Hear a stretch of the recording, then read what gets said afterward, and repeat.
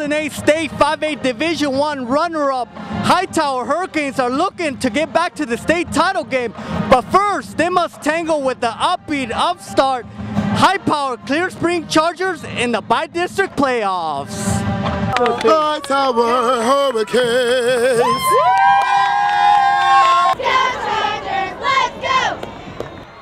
The under-the-radar Hightower Hurricanes defense came out looking to ground the high-voltage Clear Spring Chargers offense, but the Chargers would be the ones to strike first, scoring the first touchdown off a Hightower turnover. Hey, we run the shoot! Yes, we run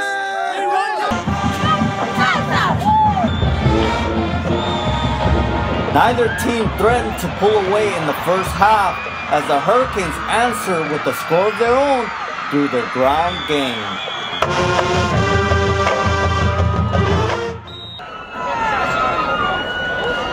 The Hurricanes defense came up big late in the game to short-circuit the Chargers offense twice to send the game into overtime.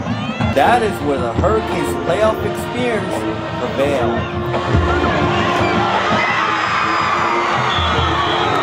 713 News is proud to bring you the 2010 playoffs.